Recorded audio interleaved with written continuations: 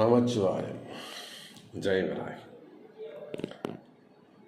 உலகம் முழுவதும் வாழக்கூடிய நண்பு பக்தர்களே, சுவாமி சரணம், சுவாமி சரணம்.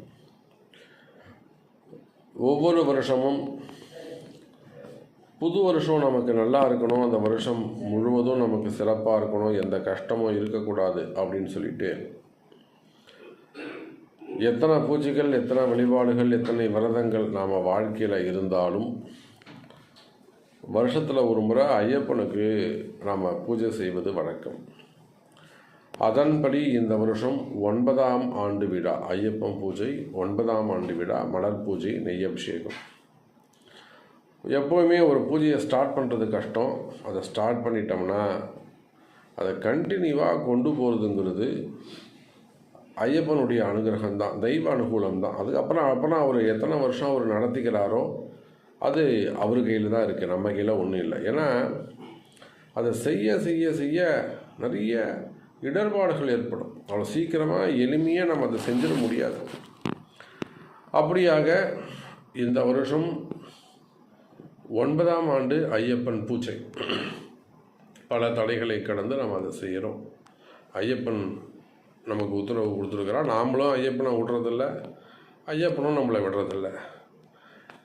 அப்போ இதெல்லாம் யாருக்காக செய்கிறோம்? நமக்கோசரமா, எனக்கோசரமானா நிச்சயமாக கிடையாது. எல்லாம் என் அன்பு பக்தர்களுக்காக, உங்களுக்காக. அப்போ இந்த வருஷம் நம்ம அந்த பூஜைக்கு அதற்கான காணிக்கை, அதற்கான உபயம் நாம் செஞ்சால் தான் இந்த வருஷம் வருகின்ற அந்த 2026 கம்ப்ளீட்டாக நமக்கு மெயின் ஒரு மேஜர் டேமேஜஸ் எதுவும் இல்லாமல், வீண் விரயங்கள் எதுவும் ஏற்படாமல் சுபத்துவமாக நமக்கு அந்த வருஷம் 2026 கம்ப்ளீட்டாக சப்போர்ட்டிவாக இருக்கும்.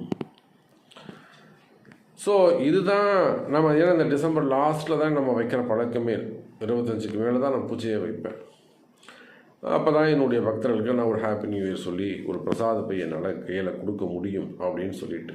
ஆகையினால் உலகம் முழுவதும் வாழக்கூடிய என் அன்பு பக்தர்களே, இது உங்களுக்கான வாய்ப்பு, இது உங்களுக்கான பூஜை.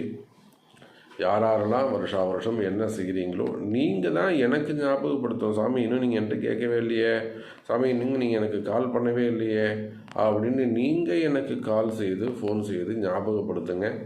நிச்சயமாக இந்த ஐயப்ப பூஜை, இது உங்களுடைய உரிமையை நீங்கள் விட்டு கொடுக்காதீங்க. டிசம்பர் 27, 28 சனி ஞாயிறு 9ஆம் ஆண்டு ஐயப்ப பூஜை சிறப்பான முறையில் உங்களுடைய அன்பு துணை கொண்டு நடத்த போகிறோம்.